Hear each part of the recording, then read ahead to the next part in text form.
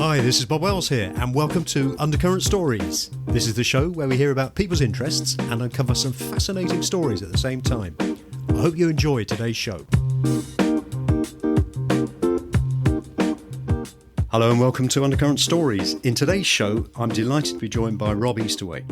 Rob is one of the leading promoters of mathematics in the UK, as well as an author, keynote speaker, and he is director of Maths Inspiration, which is a national programme of interactive lecture shows in theatres that has reached around 200,000 teenagers in the last 15 years. In 2017, Rob was awarded the prestigious Zeeman Medal, which is awarded every 2 years by the Institute of Mathematics and London Mathematical Society for excellence in the promotion of maths. Rob has a new book coming out in October, which is a collection of maths puzzles from the New Scientist magazine, which I'm really looking forward to read. Hello and welcome to the show, Rob. Hello, lovely to be on. Rob, before we talk about mathematics and your current work, please could you just tell us a little bit about yourself and your life's journey and how you decided to become, or how you became interested in maths? I was one of those lucky people who, from early childhood, just was comfortable with numbers. So I don't remember ever needing to be persuaded to like maths. I just particularly liked arithmetic as a young kid, and I was really good at it. So all of that was a great start. But I think what I was really interested in, as a kid, was puzzles. I was lucky enough to have a teacher who used to set us puzzles when we were about 10. My dad used to do it as well. And those are the sort of maths that I really liked. And I liked games as well through my teens, any sort of board game that involved rolling dice and so on. So I was kind of well set up. And then a very quirky thing happened to me when I was about 15, which was I discovered that the Sunday Times had a puzzle column every week. And I started trying to solve these puzzles. And I used to write them up. And my dad came past me writing at the table one day and said, "Oh, did you write that puzzle?" And I said, "Well, no, I just copied one out from the Sunday Times." But it made me think, wow, he thought I might have actually written a puzzle. I wonder if I could write a puzzle. As a huge cricket fan, I used to watch the cricket all the time. And one day I was watching a test match and the numbers on the scoreboard were kind of interesting. They were all the same digit repeated, and one of them was a multiple of another. And I thought I'll make a puzzle up about this. And I sent it to the Sunday Times, and amazingly, I was 15, 16. Sunday Times wrote back and said, "We'd like to publish your puzzle." So oh, wow. I had this huge breakthrough. And then I got into writing puzzles at a sort of precocious 17, 18-year-old for New Scientist for a couple of years as well. So It sort of launched me into a very different maths-related career. And so, that was on the side, and I went on and did my degree, a degree in engineering, actually, because I like the applied side of maths. I spent a few years applying maths in the sort of world of management consultancy. So I was at a firm called Deloitte, it's pretty famous now. I spent some time there, but I was never really set to be in the corporate world. And I finally decided to go freelance. And my career since then has really been a combination of, it started working with adults, and professionals on creative problem solving, but always with a sort of puzzly mathematical angle to it. And finally, again, a lucky break, a friend of mine said, "How about us writing a book about maths together?" The kind of things we used to talk about at lunch back in our Deloitte days. And we wrote a book in 1998 called "Why Do Buses Come in Threes?" We thought, wouldn't it be great if this sells a few hundred copies?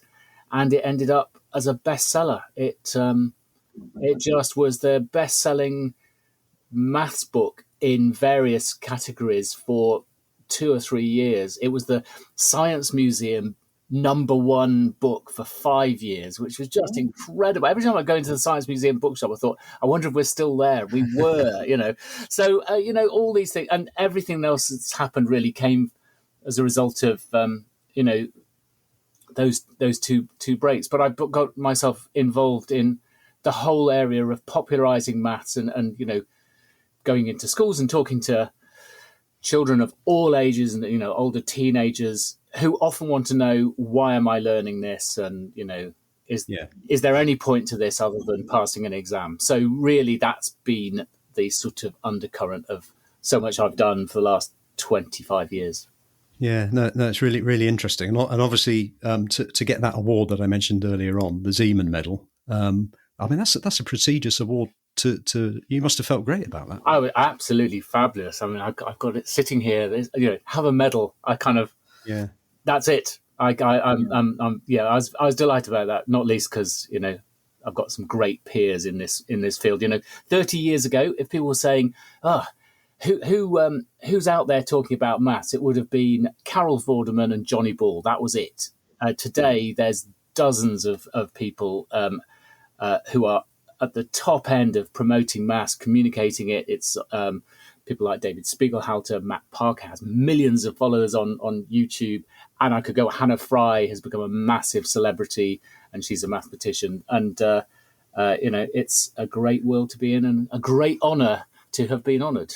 Yeah, I mean, I have to say, from my own point of view, I mean, I was pretty good at maths at school to start with. And I remember coming joint first in the class once, in the first or second year of the senior school. But then we started doing things like trigonometry and algebra. And I always found that the speed at which it was taught didn't really give me enough time to sort of comprehend what I'd already learned. And I just found myself out of my depth. And I think a lot of people do. Mm.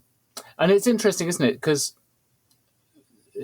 what is maths? There's this whole notion. It's back in the news this year in the UK, where the Prime Minister says we want everyone to do maths to 18, and most people, there's a mixed sense of what maths is. But in the general public, and what most people think about what they're going to need is very often numeracy and arithmetic. It's pretty basic stuff, and often people are quite good at that. And then the stuff you talk about, the trigonometry and the more abstract stuff, they find harder. But what is maths? Is it that, or is it dealing with your your phone bill, or is it something else? And so it's a slightly woolly word as to what it is. But certainly there are aspects of maths that traumatize people at school because they had such a bad time of it, and they could never see the point, and they never saw the joy. It was like they were being taught all the detail without ever seeing the big picture. And the music equivalent of that would be, imagine if all you ever did with music is practice your scales and arpeggios, and no one ever actually played you a tune to know where this is all going. And that's a great analogy. Yeah. I read somewhere, and I think it might have been, in fact, on your website and one of your blogs, that half of the UK's working age adult population have got numeracy skills of roughly what you'd expect to get from an 11-year-old leaving school. Yes. Why do you think that is? Because that's 50% of the population. That's enormous. It is. I think the more alarming thing is that the vast majority of 10, 11-year-olds do have the numeracy expected of a primary school child. In other words, what that statistic suggests is people get worse. By the time they leave school, they're actually less numerate than they were when they were 10, 11. I mean, which is shocking. And why do I think that is? I think it's complicated, but I personally think that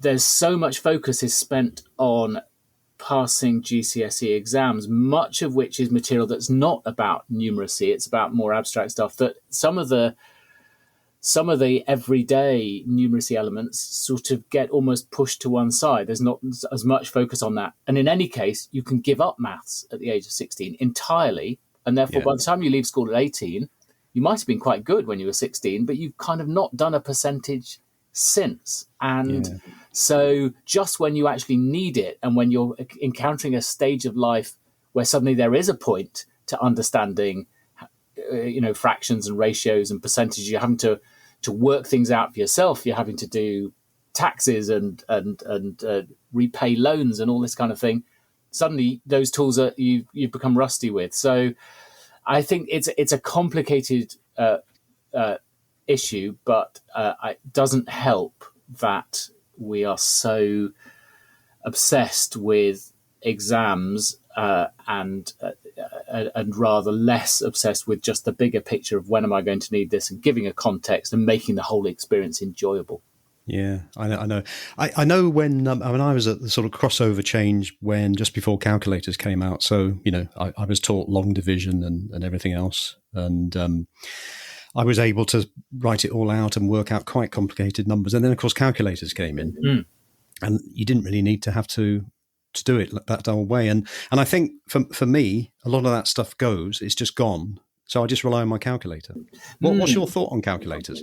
Well, I love them. I use them. I actually, I don't use a calculator very often. I use a spreadsheet, because who wants to just churn through all of that stuff? So I say that because I also think what a wonderful tool it is to not need a calculator many circumstances. So I tend not to use a calculator. I tend to do things in my head or quickly on a back of paper, because it's a faff to get your phone out, switch it on, get into calculator mode, and I like you, my education was a transition from non-calculator to calculator, and I think the problem it becomes when you become utterly dependent on the calculator, and lose the ability to work things out in your head, or on a scrap of paper, because ultimately the purpose of being able to work it out yourself is to check that the calculator is not giving you the wrong answer, because a fat finger can get the decimal place in the wrong place, or you put in an extra zero or whatever. So how do you know if that answer is right or not? That's when you really need to be able to work things out. So they have been a mixed blessing, and I think I think it's good that there are, in school there are still exams that say, there's a non-calculator paper and a calculator paper, but I would still love to see an encouragement of the kind of doing little exercises to just keep your brain sharp. Like Countdown classically has that round where you use numbers to get to a target number.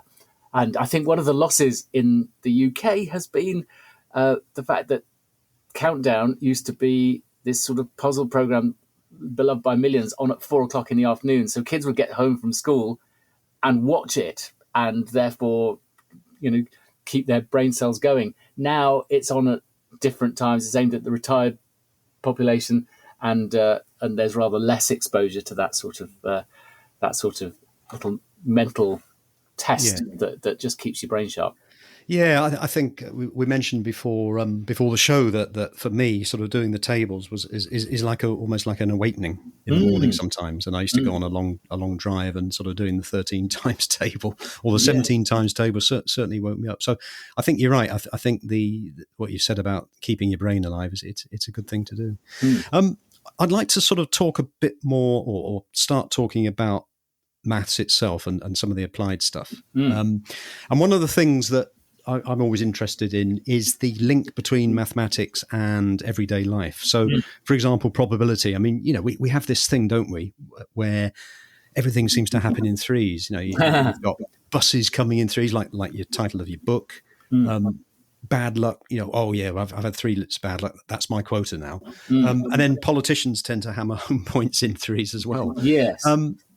What's the link between mathematics and this number 3? Is there anything specific that we should know about that? Yes, I think there's lots of psychological connection between number 3. So I think, the most basic interesting thing about 3 is it's the first time you establish a pattern. So there are many jokes that are structured around 3, because you say, a guy walks into a bar and does X, then another guy walks into the bar and does Y. You immediately see, right, this is about guys walking into a bar, and it's happened twice.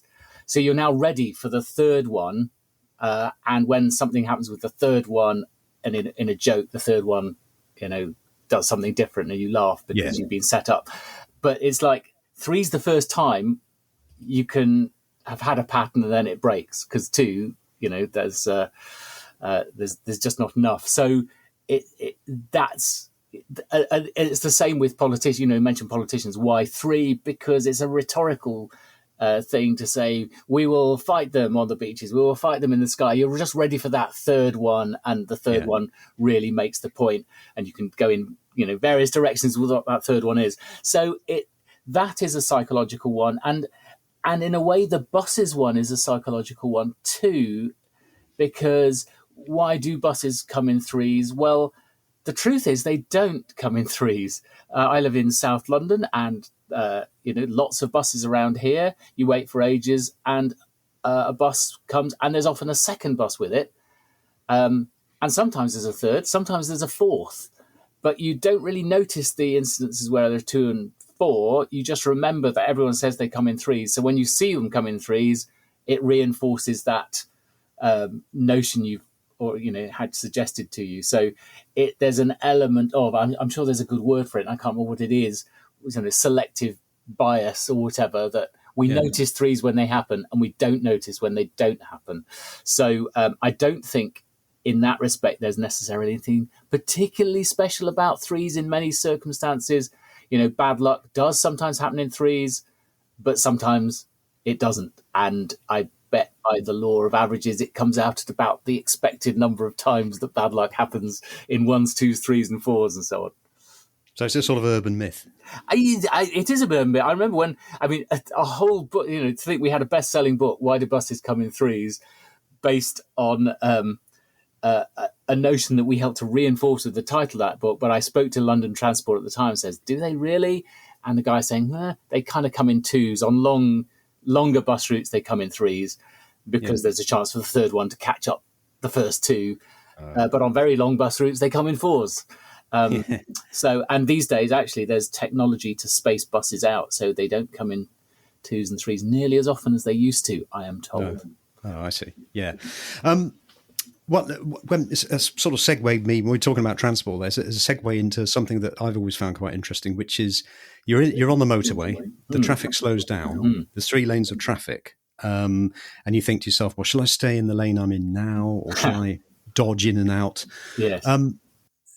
I guess it is linked to mathematics because there's numbers of cars and speeds. Yes. Is there any evidence to suggest that it's either best to stay in the lane you're in or to switch to the lane that appears faster? Yeah. Yes. I think it has been studied quite a lot. I mean, the great thing is these days, traffic consultants, will devise all sorts of simulations. You can see what's happening. You can really understand the dynamics and the flow of cars on a motorway.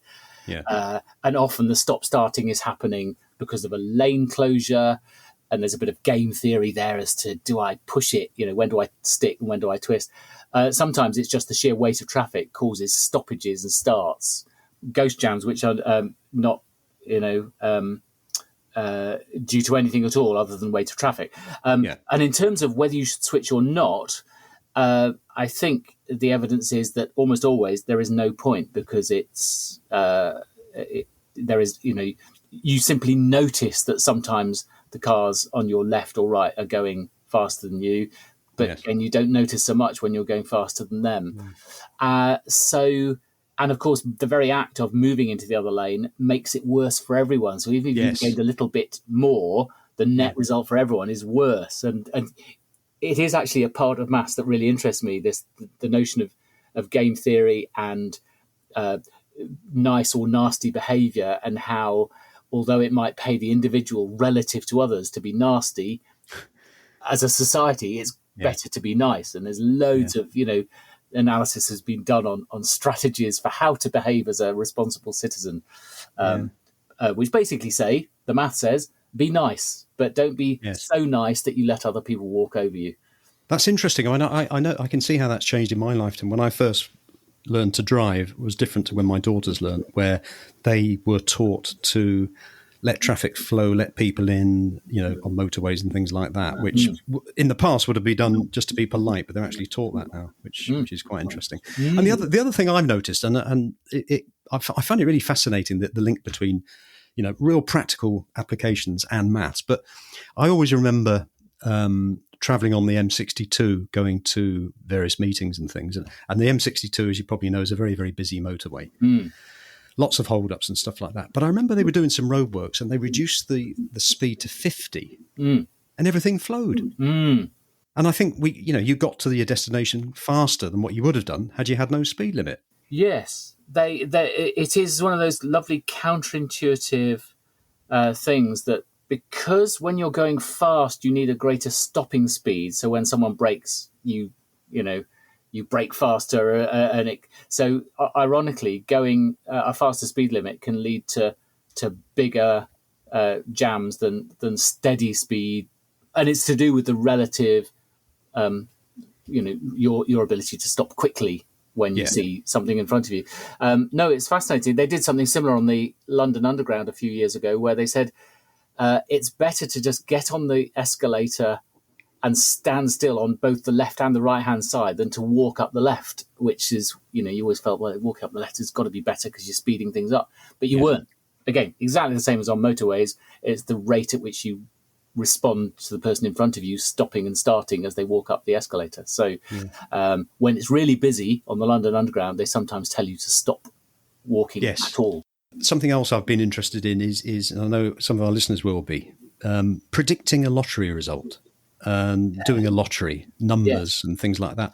Do you have any tips for people? Are there any little secrets perhaps you might let us in on?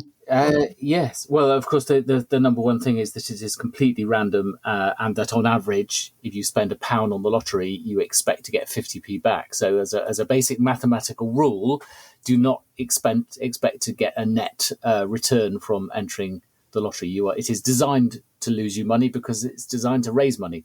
So, but now the classic thing with the lottery is that there's no such thing as lucky numbers or whatever. All numbers are equally likely to come up. It is just as likely that 1, 2, 3, 4, 5, 6 will come up in the draw next week as, 6 numbers that appear random, 7, 23, 29, 32, etc.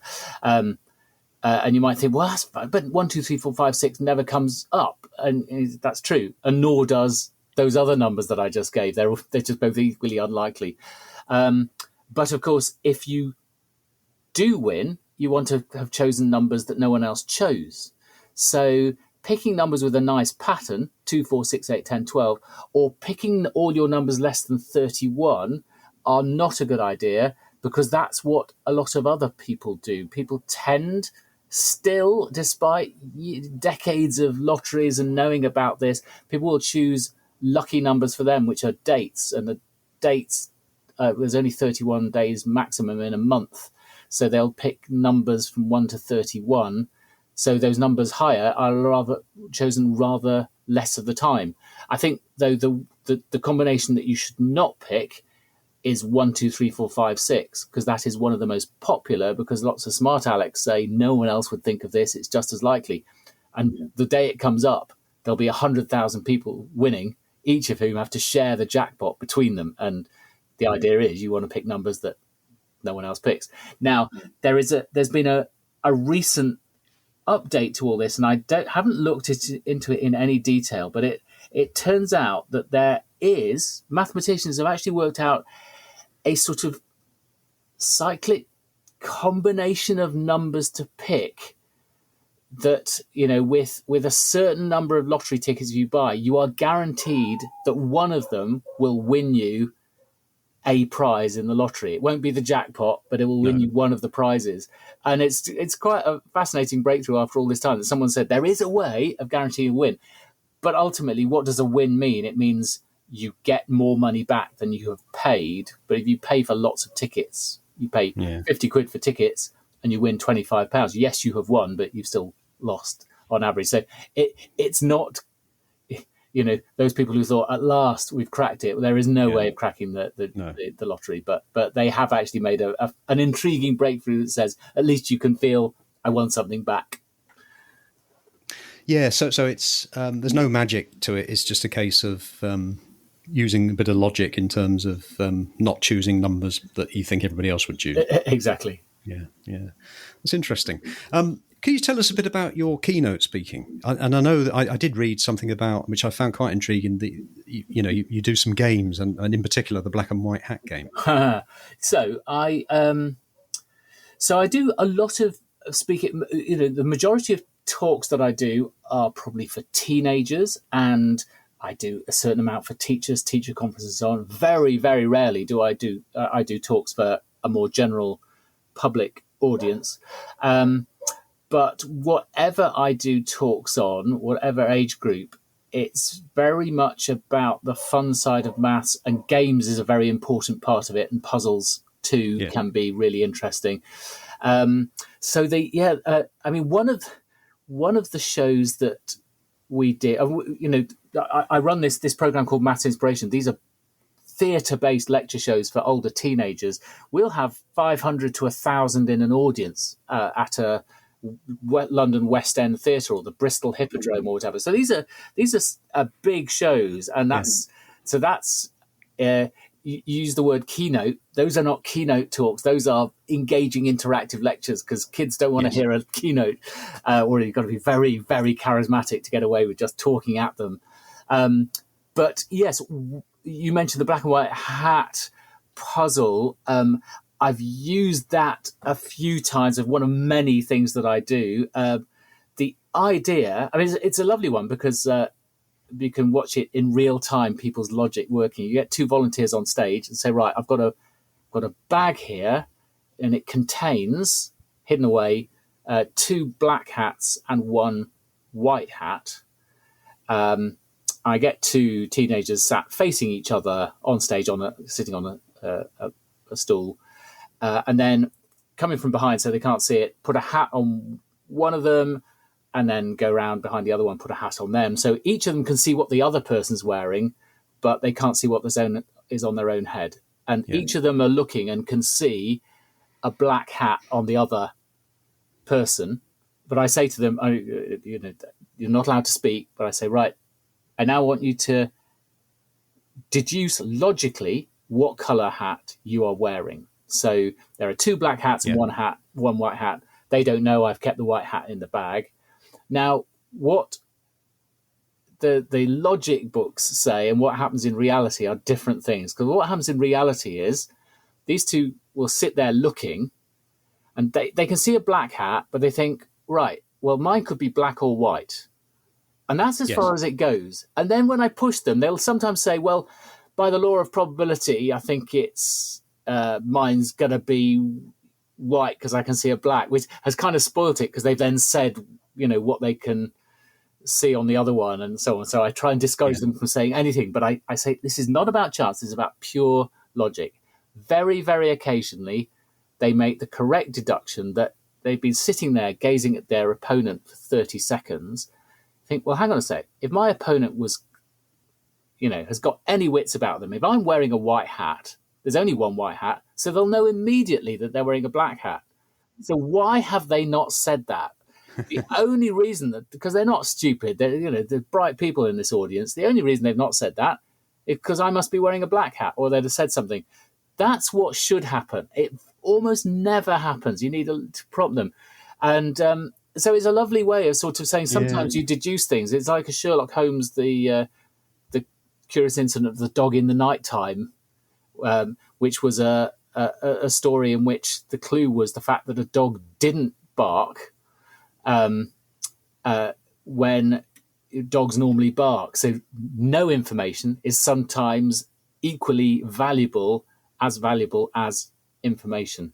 So that's just one little example. You can relate it then, that little experience they've had, you can relate to other experiences in life where you deduce what's going on. I will tell you, actually, just as a little aside to that, I once did that very same puzzle with an adult audience at the Civil Service College when I was running a course for civil servants way back in the 1990s. And one of the delegates was a woman who had lost her sight as a child. So, she'd come along as a blind delegate, and you couldn't make it up. This genuinely happened. I had these two guys sitting there looking at each other saying, I can't work out what's on my head. And the woman raised her hand and said, I think I can tell you what they're both wearing. They're both wearing black hats, because if one of them had a white hat, then we would have heard something by now. Just remarkable. So sometimes the very deprivation of being able to see helped her to think purely logically, whilst everyone else was completely fuzzy about, well, they can see, so therefore, they can see a black, they were overthinking it. So that was a lovely example. Sometimes, it can help to not have all of the clutter Yeah, almost less is more. The fact that Exactly. one less sense and actually Yeah, it focused her mind on other stuff. exactly. That's an incredible story. Yeah. Yeah. So you mentioned obviously a lot of the work is with teenagers with the organisation Maths Inspiration, but you Yeah. also do work with adults as well. Is that to people who are involved in maths at work? How does that work? Well, yeah. The interesting thing with adults is it's very hard to reach adults once they've left school. The notion Yeah. of going to something that's to do with maths, they're either already into maths or they're a very reluctant audience member. One of the most effective ways of reaching a general adult audience is through their children. So if I go into a primary school and do a maths and magic talk for 7-8-year-olds, they bring their parents along. The real audience is the parents, but of course it's all done via the children. So Yes. but on those occasions when I do adult talks, I love doing it. Anything from the University of the Third Age, I've done lots of talks for there, where you'll get some older members of the community who love being reminded of some aspects of maths and keep their brain sharp. I've done a couple of more general. So there's a guy called Robin Ince who's quite well known in the circuit of doing popular science stuff and big nerdy events in big theatres. He does a lot with Brian Cox, who is of course very famous. Oh yes. So I've done a couple of events for him, and events like that, where you're talking to what is actually there is a surprisingly large nerdy adult audience in the country who have discovered themselves, since the age of YouTube. They discovered that, hey, wow, there's millions of us, and they turn out by the thousand to events around the country. So I do a little bit of that, but that means you're preaching to the converted in a way, which is lovely. They'll laugh at nerdy jokes. Reaching general public, the most effective way of reaching general public, apart from the ways I've said, is I do quite a lot of stuff on radio.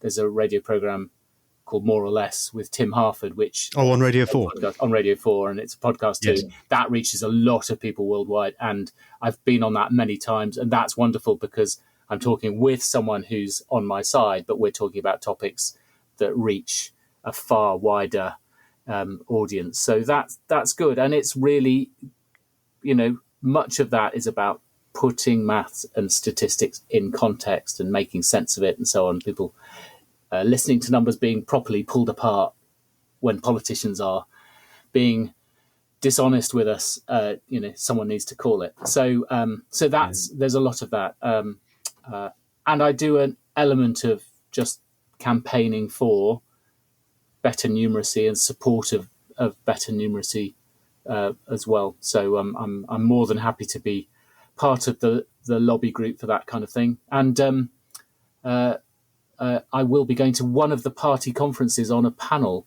in the autumn of 2023. So that's good to be reaching that sort of world as well. Well, let's hope they can sort their numbers out. Yes. Whoever. For any adult listeners that are interested in rediscovering their maths skills, you mentioned that you do quite a bit of stuff with adults as well, or they just want to improve their maths and they find it interesting again after years of neglect. What advice would you give them?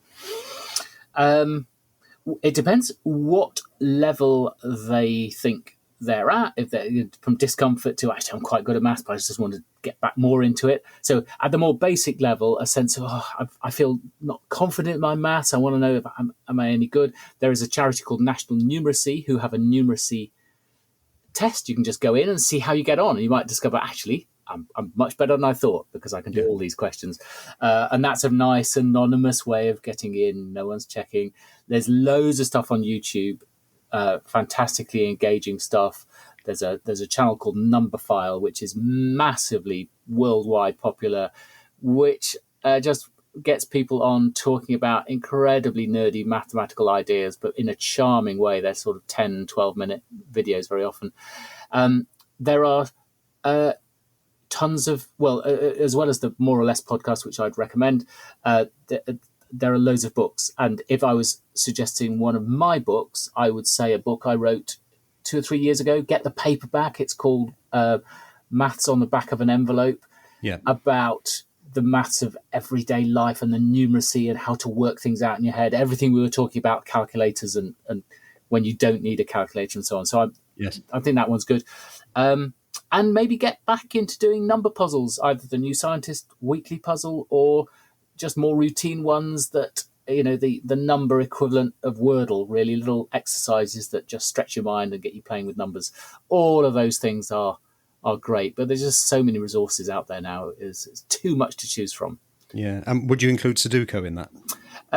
Yeah, absolutely. Yeah, I mean, that's logical reasoning rather than maths, arguably. Yeah, It's deduction. yeah. You could replace all those numbers with letters and it'd be the same problem. But yes, puzzles are good. And different puzzles, the thing about Sudoku is that it becomes a routine. So in a way, you're no longer stretching your brain because you kind of know what to expect, or Yes. you're stretching the same bit of your brain. So it might Yeah. be a bad idea to do a different puzzle to stretch another part of your brain.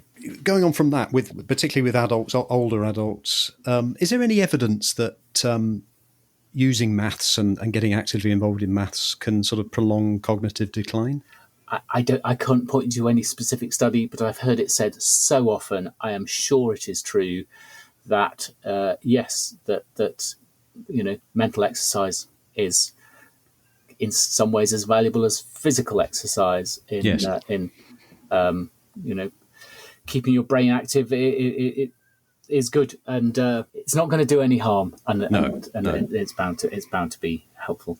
Keep you sharp as long as possible. Absolutely.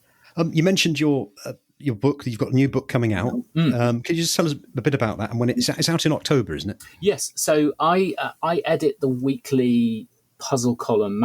They're sort of mathematical, logical puzzles in a magazine called New Scientist.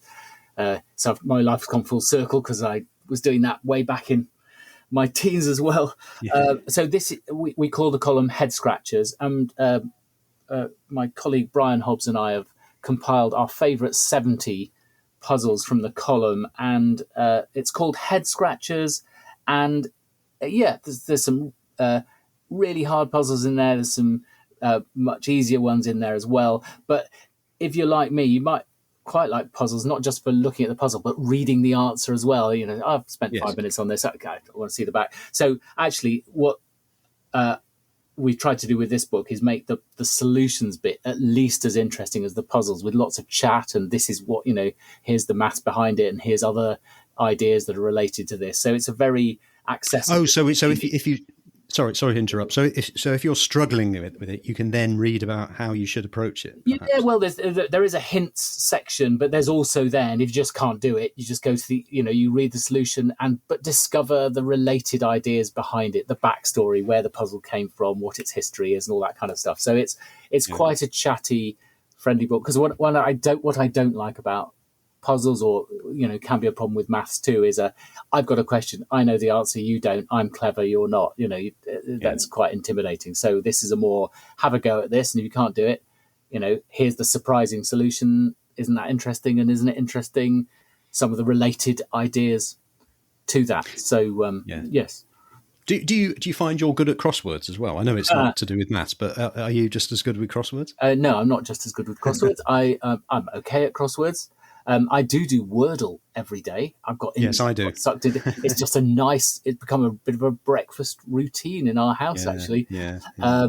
And another one called Connections, which the New York Times introduced, which is very similar to what's been Victoria Coren's program for a long time. But it's So these little daily workouts are fun. But yeah, I'm quite a wordy person. I'm more a numbery person, but there's no rule that says you have to be one and not the other. Have you got any other project, any new projects coming up at all, Rob? I have, actually. I've got another book coming out in the spring. You wait for ages for a book, and then two come all at once. But this is I've loved it as a project. It's a book about maths and Shakespeare and the amazing connections that I never thought there would be any. It started off as a bit of a joke, and it's ended up as an incredible serendipitous journey to discover just how Shakespeare's life was. Not only is there loads of maths of an interesting kind in his plays, but he was surrounded by a world that was mathematically fascinating. So I'm drawing together, talk about words and numbers. Yeah. I'm bringing together those two worlds and history as well, which is one of my other favourite pursuits in life. So watch out for next. Oh, I will. that sounds spring of absolutely... 2024. Yeah. Maths and Shakespeare, I will be The two together. bringing them together. Yeah. So that sounds spring 2024. That sounds really exciting. Now, just from a selfish point of view, but I do think listeners would enjoy hearing this. One last question I've got. Well, not so much a question, but I was, and it might have even been on that Radio 4 program that you mentioned, the Fibonacci sequence, and its relation to nature and numbers. I find absolutely, I mean, it's not mystical, I don't think, although it could be. Yeah. But I find it absolutely fascinating. Are you able just to quickly run through what that is, please, for listeners? Yeah. So I'm just going to start a little sequence of number. If I went 1, 2, 3, 4, 5, what comes next? You'd say 6. But if I go 1, 1, 2, 3, 5. So we've had 1, 1, 2, 3, 5. What comes next? And it's quite hard, actually, without it seeing it written down. But I'll tell you what comes next. What comes next is 8. Each number that comes next is the previous two added together. So 1 and 1 makes 2. 1 and 2 makes 3. 2 and 3 makes 5. You might think, okay, that's fine, but so what? And it turns out that this sequence is known as the Fibonacci sequence. It was originally attributed to a story about rabbit breeding, and this pattern of numbers came from the way that rabbits happen to breed. But more importantly, this sequence also turns up a lot in nature, and at its most common, it's the number of petals on a flower will tend to be a Fibonacci number. So 5 is a really common number of petals, much more common than 4 or 6 on a flower. And if you take an apple and cut it along its equator, which is not the normal way we cut an apple in half, you see a little pentagon. There's 5 seeds in a little star, that's a Fibonacci number. And the reason why it's there is wonderfully subtle thing to do with the connection between those numbers and something called the golden ratio, which is a particular proportion found that you can apply in a rectangle or whatever. It has a certain mathematical property that makes it more likely to crop up in nature. I won't attempt to summarize how that connection happens, but amazing that it does. And so, yes, Fibonacci sequence is very beautiful. There is some pseudoscience associated as well, because people do sometimes say, well, the golden ratio, which is related to it, is the most natural and beautiful shape you can find, that the Greeks use it and so on. And much of that is not true. The Greeks didn't use it, and a lot of rectangles are beautiful or deemed to be beautiful that are not golden rectangles. But still, there is lots of stuff that is amazingly cool about it. So, of course, it's a side of maths we've not really talked about until now in this, all of this episode is the side of maths that's just beautiful and mystical and fascinating in its own right. And actually, to just one other thing on the Fibonacci sequence, you think, well, yeah, but I'd love to have a practical application for it. Amazingly, Fibonacci numbers are a great way of converting miles to kilometers and vice versa, because so 8 and 13 are 2 Fibonacci numbers. Well, if you drive 13 kilometers, how long is that? That's 8 miles, almost precisely. What's 5 miles? It's 8 kilometers. So you just have to go the next Fibonacci number up from where you are to turn miles into kilometers. And that works all the way into infinity. All the way to infinity. In fact, the further up you go, the closer it gets to being exactly right. It's better than the technique I was taught, which was multiply by 8 and divide by 5, which is we multiply by 1.6, which is, so that's not exactly what a mile is to a kilometer. The golden ratio is closer to the 1.61, whatever it is, that's the actual conversion from miles to kilometers. So it's a bizarre thing. So, you're driving through Paris and you see 21 kilometers, you think, well, good, that's 13 miles, almost exactly. But of course, if it's 22 kilometers, that's not a Fibonacci number. So you have to say to your other half, give me one kilometer and I'll be able to tell you exactly what that is in miles. But until then, I don't know. So there we are. That is a coincidence, but it's a lovely link between beautiful maths and real everyday maths. Oh, well, thank you for that. And that sort of, when I heard it a couple of years ago, I thought it was quite fascinating. I think listeners will too.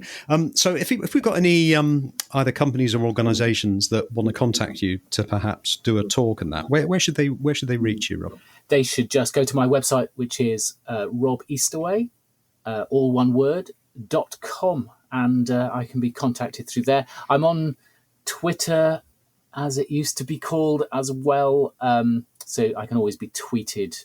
So there are various ways of getting hold of me if anyone wants to. I'm always happy to hear from anyone. Oh, well, that's great. Thank you. Rob, this has been a really fascinating conversation. You've really brought maths alive, and I think our listeners will have really enjoyed that. And Thank you. It's really interesting to learn more about the work that you do, and this bit about rediscovering maths as an adult I found particularly interesting. And I look forward to reading a new book. So my guest today has been Rob Eastaway. Rob is Director of Maths Inspiration, and his new book is coming out in October. You can find a link to Rob's website on the show notes. Thank you for coming on the show, Rob. Thank you.